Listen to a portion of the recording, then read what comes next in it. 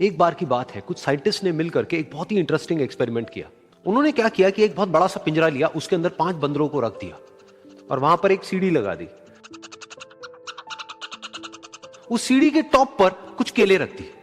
फिर उन साइंटिस्ट ने क्या किया कि जैसे ही कोई भी बंदर उस सीढ़ी पर चढ़ता केलों तक पहुंचने के लिए, तो ऊपर से ठंडे पानी की बारिश करने लग जाते। तो जैसे ही वो ठंडा पानी गिरता उस बंदर के ऊपर जो कि सीढ़ी पर चढ़ रहा था, वो फटाफट से नीचे आता तो पानी बंद हो जाता।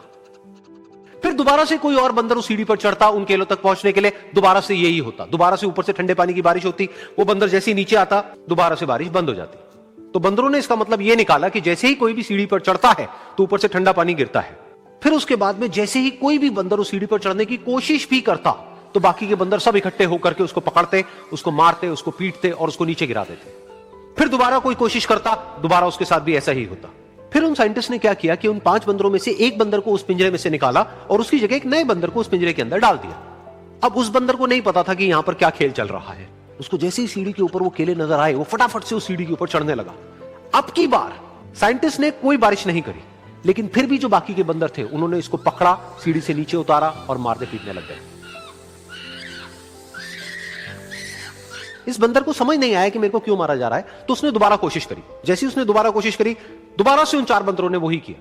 तो अब इस नए बंदर के दिमाग में क्या बैठ गया कि सीढ़ी पर चढ़ना मना है, अगर सीढ़ी पर चढ़ते हैं तो मार पड़ती है। उस सीढ़ी पर चढ़ना क्यों मना है और क्यों मार पड़ती है वो उसको नहीं पता था, बट उसके दिमाग में यह बैठ गया कि इस सीढ़ी पर नहीं चढ़ना है, ना किसी को चढ़ने देना है।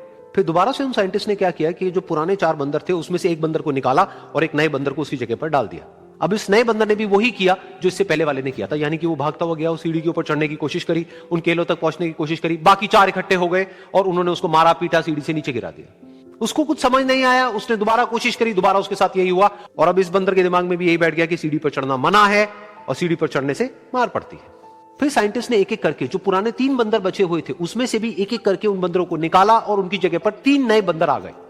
अब ये 5 बंदर नए थे और किसी को भी ये नहीं पता था कि उस सीढ़ी पर चढ़ना मना क्यों है, लेकिन उन सबके दिमाग में बैठा हुआ था कि सीढ़ी पर चढ़ने से मार पड़ती है। तो कोई भी कोशिश नहीं कर रहा था, जबकि अब कोई ठंडे पानी की बारिश भी नहीं हो रही थी।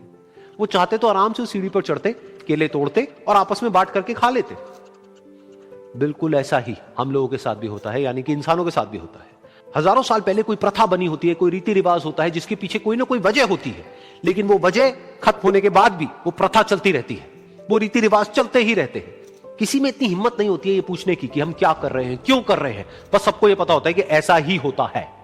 तो वो एक्सपेरिमेंट जिसके बारे में अभी मैंने आप लोगों को बताया, यानी कि वो बंदरों का एक्सपेरिमेंट, उसमें तो बेचारे बंदर हैं, जानवर हैं, उनको नहीं पता है कि क्वेश्चन कैसे पूछते हैं।